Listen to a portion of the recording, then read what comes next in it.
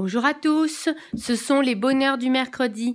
Chose promise, chose due, je vous retrouve aujourd'hui pour la vidéo sur le Creative Companion 2020. C'est un livre que j'ai découvert sur Instagram, sur le compte de Tiffany Color Addict, qui se l'était acheté et qui en avait fait une rapide présentation. À ce moment-là, j'ai regardé sur YouTube et je n'ai trouvé que des vidéos sur le 2018. J'ai longtemps tergiversé parce qu'il coûte quand même une quinzaine d'euros. Et puis finalement, j'ai décidé de franchir le pas et je ne le regrette pas. Donc cette vidéo, elle va être en 3 temps. Tout d'abord, je vais vous présenter comment il est, voilà, faire un petit flip sous. Et ensuite, je vais vous dire quels sont ses points positifs, négatifs, qu'est-ce qui serait bien d'améliorer et si j'envisage de le reprendre en 2021, 2022, etc. Donc tout d'abord, une rapide présentation. Donc la couverture déjà, le dessin de couverture, il est juste superbe. La couverture est souple, voilà. Et à l'intérieur, comme vous pouvez le voir, c'est un énorme carnet. Ce qui fait que c'est plutôt un cahier qui reste à la maison. Il fait, je regarde, attendez, il fait 333 pages, donc c'est quand même un gros cahier, mais qui est plutôt bien conçu avec tout un tas de sections dont je vais vous parler et puis je vais vous montrer très rapidement comment je vais m'organiser, comment je me suis organisée avec ce carnet et puis il y a certaines pages sur lesquelles je reviendrai dans une vidéo dédiée. Donc, comment il est? À l'intérieur, vous avez plusieurs coloriages comme ça à faire. Pour l'instant, je n'ai colorié aucun des coloriages qui sont présents dans ce livre, mais je me suis dit que je m'en servirais comme coloriage test pour tester mes nouvelles gammes de crayons. Et donc, du coup, comme je me suis acheté 2 nouvelles gammes depuis le début de l'année, je vais faire des coloriages à l'intérieur pour pouvoir les tester. Mais même comme ça, je trouve que ça fait quand même très joli. Ensuite, vous avez la name page.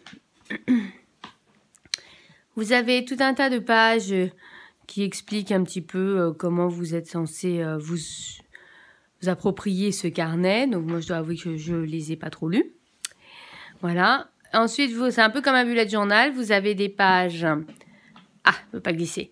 Des pages d'index dont moi, je ne me sers pas du tout. Voilà. Et voilà, il y a plusieurs pages. Ce colo, je le trouve sympa. Vous avez également des coloriages sur fond noir, donc plus avec des stylos gel. Et vous commencez la première section qui est le calendrier. Les calendriers, vous voyez, c'est au pluriel.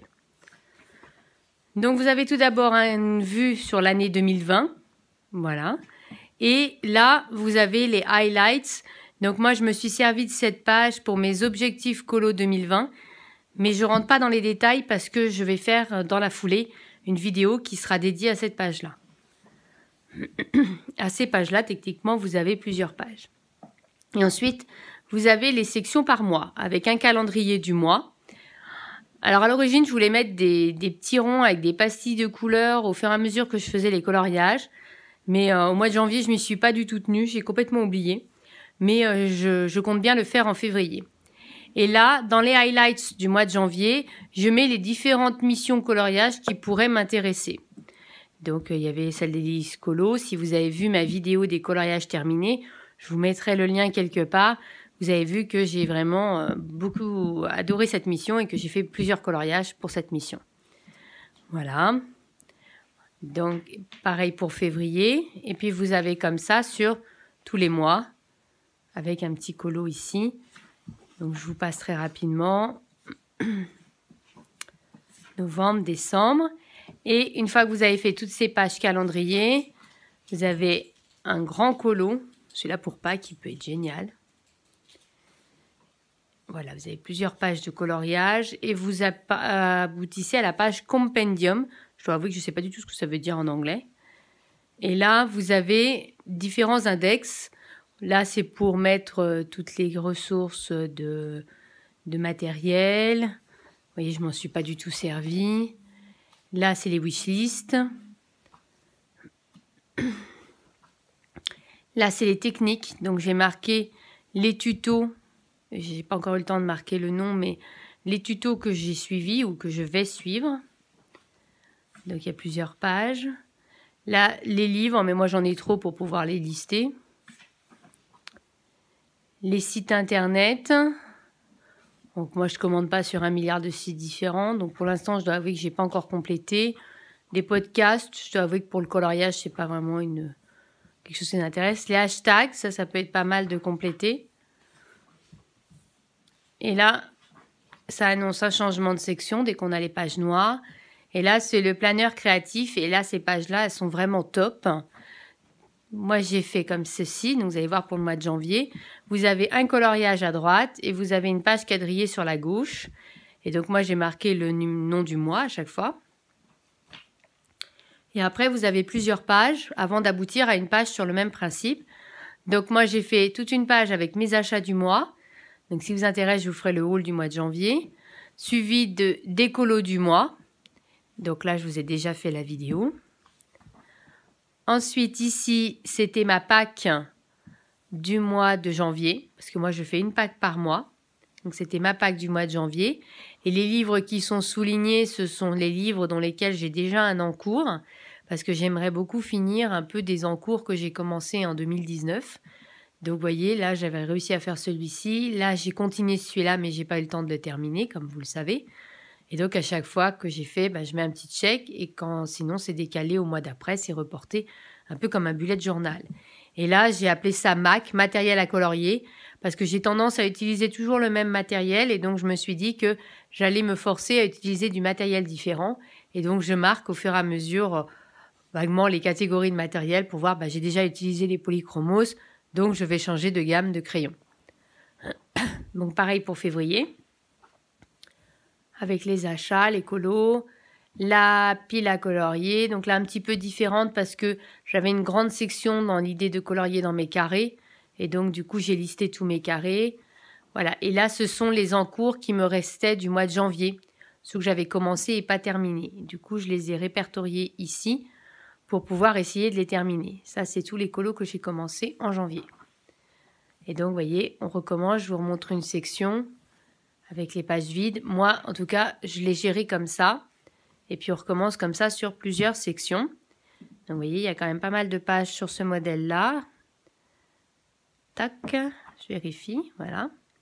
Et puis, on arrive, donc, section noire, ce qui veut dire qu'on change de catégorie. Et là, on arrive au commentary. Et j'ai commencé à lister tous mes livres de coloriage.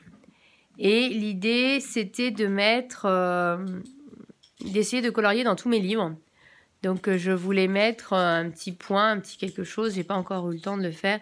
À chaque fois que j'avais fait un coloriage dans un des livres, pour arriver à l'objectif final d'avoir fait un coloriage, j'ai commencé tous mes livres. Voilà, donc là, il y a beaucoup de pages. C'est pour ça que je l'ai fait à cet endroit-là. Vous voyez, ça continue ici. Donc, il y a quand même pas mal de pages pour pouvoir lister. Là, j'ai fait une autre catégorie avec les livres à commencer. Donc là, c'est pareil, j'ai repris et j'ai mis ceux dans lesquels je n'avais pas encore commencé de coloriage. Donc, du coup, voilà, c'était là les points. Je me suis trompée de section. Et donc, j'ai marqué ceux que je n'avais pas encore commencé pour pouvoir, du coup, essayer de les commencer cette année. Et là, comme vous voyez, il y a encore pas mal de pages. Section noire. Et puis, on arrive aux color charts qui sont certainement les meilleures pages de ce livre. Donc, vous voyez, toute la fin du livre est conçue pour le nuancier. Et donc, là, vous avez d'abord une roue chromatique. Et puis, vous avez les gammes de couleurs. Et c'est vraiment ces pages-là qui m'avaient fait craquer.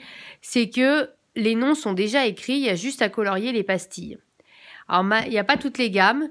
Il y a les Holbein, donc c'est mon craquage du mois de fin décembre, début janvier, que j'ai acheté sur Amazon Japan. Du coup, je les ai payés 180 €, frais de port inclus, donc c'était tout à fait plus raisonnable en tout cas. On enchaîne avec les Hirogiten, que j'aime et que j'ai pas encore eu le temps de faire le nuancier. Vous avez également pour les luminances, pour les Pablo.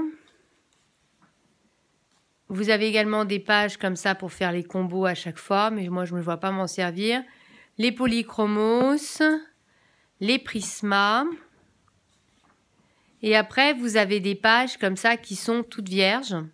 Et donc, c'est à vous de faire votre propre nuancier. Donc là, vous voyez, j'ai un peu commencé les Color Soft. Là, je n'ai pas encore décidé qui je mettais où. Là, la page des pannes pastel. la page des gel pens. Là, c'est si vous avez des choses pour voir sur fond noir comment elles pourraient ressortir. Et là, on embraye sur la section sur les crayons aquarellables et les pastels. Donc, la page des Derwent Intense qui est déjà prête. Celle des Albrecht Dürer. Ça continue. Et là, après, vous avez des pages vierges, quelques-unes. Là, c'est les muséums de Caran d'Ache. Les Neocolor 2. Et après, vous avez des pages pages de nuanciers en extra. Donc, vous en avez plusieurs comme ça. Et ce, jusqu'à des fois sur fond noir, des fois sur fond blanc.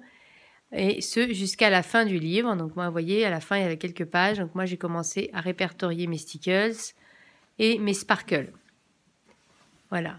Alors, des fois, vous en avez pour 60 crayons par page. Et puis, quelquefois, uniquement pour 40. Là, c'est pour 40 aussi. Mais là, c'est que pour 25. Vous voyez, à chaque fois, vous pouvez varier selon la quantité de crayons qu'il y a dans la gamme. Ce livre, qu'est-ce que j'en pense? Je le trouve super, mais je trouve quand même qu'il a quelques défauts. Tout d'abord, la couverture qui est souple. Du coup, moi, j'aurais aimé une couverture en hardback, un peu comme un livre d'Anna Carlson, pour que ce soit plus solide et plus résistant. C'est quand même un gros livre, un gros format, je ne vois pas l'emmener en voyage, ce qui fait que du coup, une belle couverture épaisse aurait été mieux. De plus, elle se salit très vite, je sais pas, c'est une sorte de matière un peu duveteuse et elle se salit très vite. Moi, je passe mon temps à la nettoyer. Il faudrait la recouvrir, mais j'ai pas trouvé de magasin qui vendait du papier, vous savez, autocollant. Et donc, ça, c'est un peu dommage. Après, je trouve que dans les pages de nuanciers, j'aurais bien aimé d'autres pages comme ça déjà pré-remplies. Il y a d'autres gammes de crayons assez classiques qui auraient été bien de retrouver. Je pense à tout ce qui est Derwent. Il y a les Intense, mais ça aurait été bien qu'il y ait les Color Soft, les Light Fast. Je trouve que ça aurait été bien qu'il y ait les Castle Art Supplies, qui est quand même une gamme assez cotée. Voilà. Après, je trouve qu'il y a certaines choses qui manquent dans le nuancier. Par contre, il y a certaines pages qu'on a peut-être en un peu trop d'exemplaires. Le combo idéal serait été celui-là avec le nuancier de chez Hachette, avec les pages où on a une image et qu'on marque tous les combos qu'on a utilisés. Je trouve qu'elle serait bien plus pertinente que certaines pages qu'on a. Et du coup, voilà, ce serait le combo parfait. Mais je trouve quand même ce livre très bien fait parce que j'ai tout au même endroit. Et c'est quand même très pratique. Bien que les pans de pastel, ils ont fait quelques pages, alors que la gamme, elle est à plus de 80 pans de pastel, et on peut pas tous les lister. Ce qui fait que sur certains matériels, j'ai quand même besoin d'avoir mon nuancier classique à côté.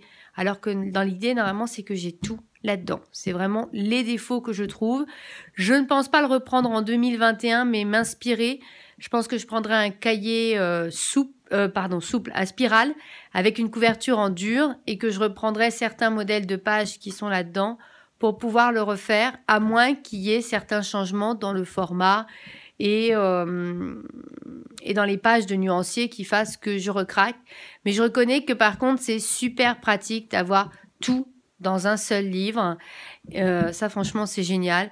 D'avoir des pages de nuanciers déjà faites. Moi, concrètement, ce sont vraiment ces pages-là qui m'ont fait craquer pour le livre. Les pages de nuanciers où il y a juste à mettre la pastille de couleur parce que tout est déjà complété. Ça fait quand même plus propre. Et ça, franchement, ces pages-là, je les adore. Si elle sortait un livre avec juste le nuancier, ce serait top, mais avec genre toutes les gammes, ce serait vraiment génial. Mais voilà, donc il y a de bonnes choses. J'aime beaucoup mes pages mensuelles. Je trouve que j'ai trouvé la bonne organisation. Les pages, vous avez marqué colo du mois, achat du mois, etc. J'ai vraiment trouvé le bon principe, ça me plaît beaucoup et j'y reviens très souvent. Voilà. Donc, j'espère que cette petite vidéo sur ce livre vous aura plu. N'hésitez pas à laisser un petit pouce bleu et un commentaire. Et je vous retrouve très très bientôt pour une autre vidéo. Je vous fais de très gros bisous et vive le coloriage!